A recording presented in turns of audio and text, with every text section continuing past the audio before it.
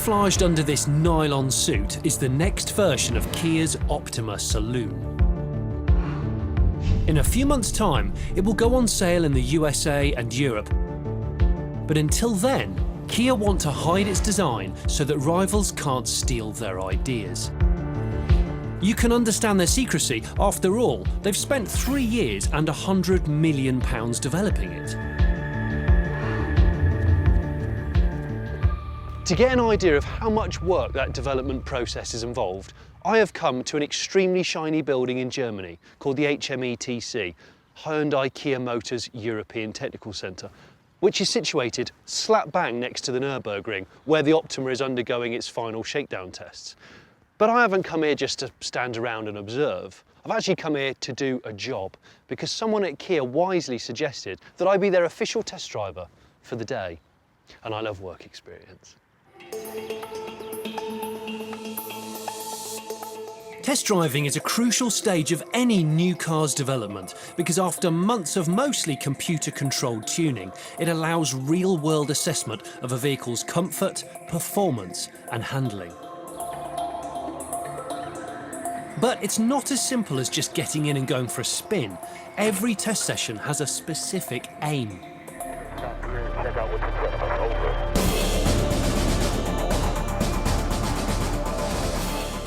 My boss for the day, Senior Engineer Michael Lugert, outlined the objective.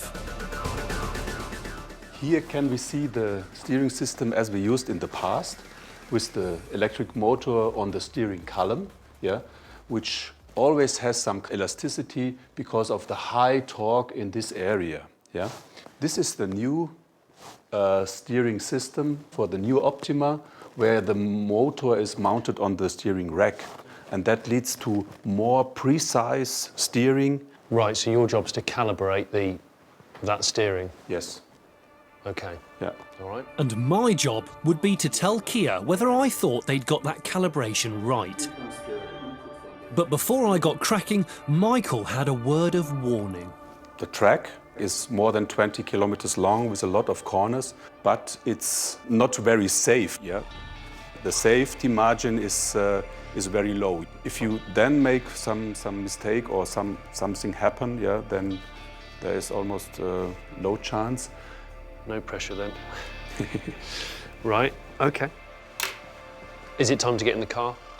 I think so. Yeah. I've driven hundreds of brand new cars before, but it was rapidly dawning on me that this situation was very different. Because this car isn't finished and I'm not driving it on normal roads, and I've got to analyse what I'm doing and not crash because it's worth several £100,000 because it's a pre-production car. So there's all these thoughts going on in my head.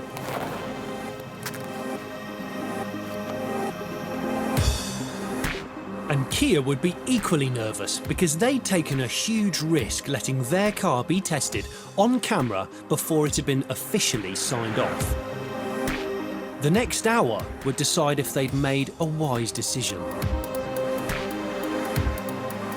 But at least I'd have some peace and quiet because Kia had hired the Nürburgring exclusively for my assessment.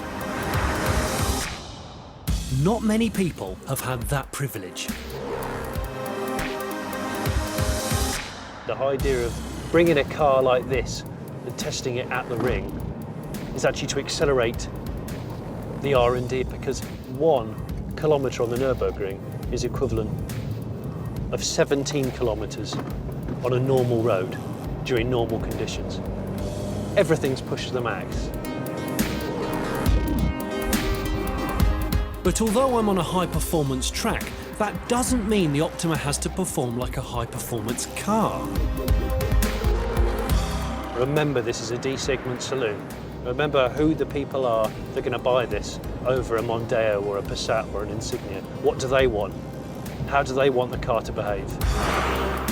Not do I want it to try and lap the ring 6 minutes 40 like a radical. You want the comfort of the Passat, you want the steering of the Insignia, you want the road holding of the Mondeo.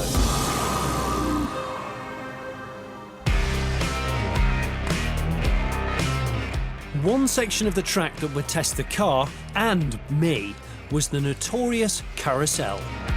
Go down low, keep low, don't go high.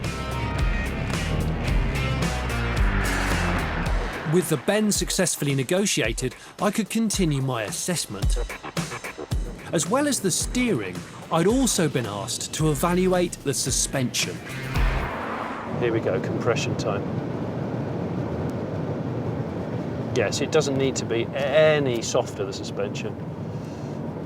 I think it's extremely comfortable. Now, I'd like the steering to be a little bit sharper, and I'd like the suspension to be a little bit harder, especially at the front.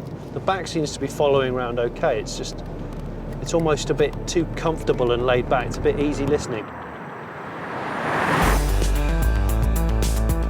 My test drive over, Kia's engineers immediately stripped the car down to look for wear and tear to the components.